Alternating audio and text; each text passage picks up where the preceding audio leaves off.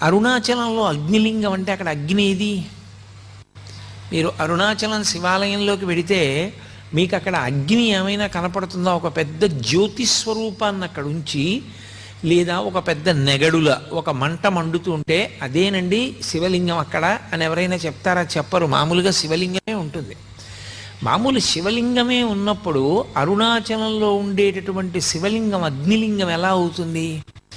అరుణాచలమునందు అగ్నిలింగమున్నది అని ఎందుచేత చెప్పబడింది అంటే, మీరు బయట ఎంత చల్లగా ఉండనివ్వండి, అరుణాచలం దేవాలయంలోకి వెళ్ళి కూర్చుంటే ఒళ్ళు చెమటలు పోస్తుంది, అంత వేడిగా ఉంటుంది. ఆ వేడి నిజంగా అగ్నిహోత్ర స్వరూపంతో ఉంటే మనం తట్టుకోలేమని ఆ వేడి రూపంలో ప్రకాశిస్తూ ఉంటాడు ఆయన.